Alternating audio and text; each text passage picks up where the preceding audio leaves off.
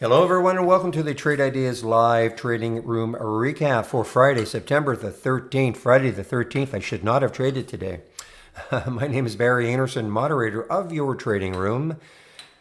Any questions for me, you can use this email address, and this is a link to get into our free room, 100% free. You do not have to be a member of Trade Ideas to be in our room. I open the room every morning at 9 o'clock Eastern Time. That's when I share my screen, get live on the mic. I go up to 3 o'clock on Fridays, which is today, and 3:30 Mondays to Thursdays.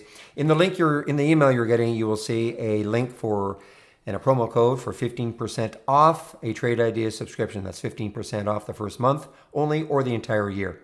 So I just jokingly said about Friday the 13th, but man, oh man, today was a day, I noticed it a little bit yesterday. Are you going to get me back in? I noticed it a little bit yesterday that I didn't see as many follow-throughs from my scan, which has been producing, I don't want to say miracle results, but just fantastic results over the last few weeks.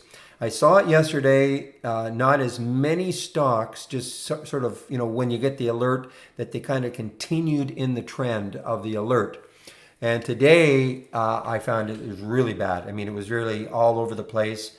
A little bit to do with the market, I guess. The market was up in the pre-market, started to come down. Big bottoming tail there at 8:30, popped up. And it's just, it just has been a kind of a funny little market. Volume is way down today compared to, it's almost like this is a holiday or a holiday on Monday. Though I can't say that because we've had spectacular days on Friday before a holiday weekend. So can't really blame it on that. But at any rate, let's see what I did try to do. I tried to trade this one 3 times, Axle. And I got stopped out, I think, for 6 and a 7-cent loss on 3 times. I had a couple little scalps going on one of them. Why did I persist? Well, let's take a look at the weekly chart, and you probably see why. All this room up here, okay? So this is why it made the cut, in my the watch list. And as I said in the room, I would do it all over again. I mean, I just love these sort of charts that, stocks have been beaten down and have a nice big void on top. And, it just didn't work, for whatever reason. Today was the day where you just didn't, for the stocks that I was watching, just didn't seem to have the follow through that I'd been used to. Coop is another one, and it's modestly working, Coop, again, look at the weekly chart. It's going to look a little bit like the other one. Look left, look at the void up here. Now, Coop has to get through the 200-day moving average, which is 1056, so it's sitting right at it. But if it can, this could easily be watched next week too. And if we get a day in which we have a little bit better trending, this is one that could just keep kind of running all day. What else happened? Let's see. That's about it. There were a few. This is another one that I've been watching forever and thinking it might want to break out at some point. This is Obolon. You can see why. And it's a cheap one, very cheap, very low float, 2.8 million in the float. And it's got this big void here, up to $6. Again, when I say that, I'm not saying it's going to get there. But it just has this, the potential, I guess, that's all we're looking at. And look what it did today, though. It just kind of, look at the 15-minute chart. I kept waiting for it to really break through here, this 230 level, and just up and down, up and down. When you see a 15-minute chart like this with the big bottoming tails and topping tails, and, that it's just so much uncertainty. Nobody knows where it's going. What you want is something that has nowhere near the number of topping tails and bottoming tails, just more of a steady progression one way or the other. So, you can't always get it. It's that simple. What else? Fran, I suppose, should be talked about. Unfortunately, I took it off the watch list today, and that was not bad. I mean, still a lot of bottoming tails and topping tails, but it's certainly, by the way, this is just the paper trading module that I did, and I would have taken it out up here. I ended up getting out here. I just forgot about it. The paper trading module, again, looks like this. Still in the little swing trade for JE. I think this is my 3rd day of holding it. The Obolon, I took it yesterday at 219. Oh, the net has come back. This is actually an IPO today. And so And I took it at 1866. This is all just paper trading. Okay, it's not real. I was just trying to demonstrate today. So I asked somebody, which one do you want me to try to paper trade? And they suggested this one, so we did it.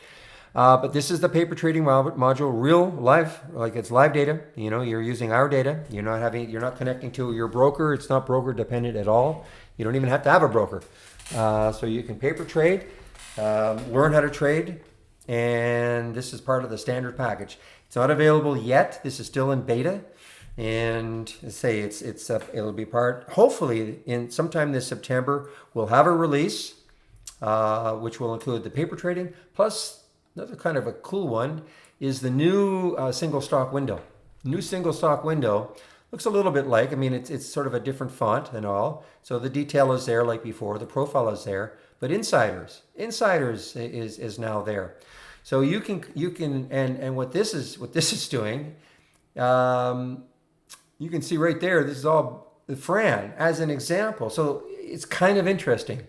And I'm hoping maybe we can develop a filter off this. Because look at all the insider buys ahead of its earnings play. There are virtually no sells. In fact, it's hard to believe there are no sells in the last 12 months. But if let me go to another one so that it's not quite as. So this is a nice little pie chart that's showing you, the buys versus the sells for the insiders, and it'll list everything that happened. So it's kind of cool. It's a nice little addition. Look at the APLS. Hardly any insider sells over the last little while, but a lot of buys. So, can that, in theory, that should be some kind of a clue. If the insiders are buying, they're obviously optimistic. I'm not saying they quote unquote know something, but they're obviously optimistic about the company. Just trying to find one that, maybe there's some pessimism. So some don't have any. I'm just looking at. But anyway, this is something to look forward to. This will be available hopefully sometime this month, along with the paper trading. This is actually working. I can tell you right now, I don't think there are any bugs in this. But so this may be released before the paper trading. But it's kind of cool. And I think what they're going to do, they're going to add another tab for news. And I think another tab maybe for analyst recommendations, for what it could be worth. So it'll be a little more comprehensive, the single stock window, with the additional tabs. So you can kind of dive into the information about the stocks, about the companies. All right, I want to get back to the room and see if there's anything that could get me interested by the end of the day. So I want to close down this right there and bring back the capture program. So if you have any questions for me, this is the email address you can use, and this is a link for our free room. Hope everybody has a great evening, and we'll see you in the trading room at 9 o'clock on Monday. Bye-bye.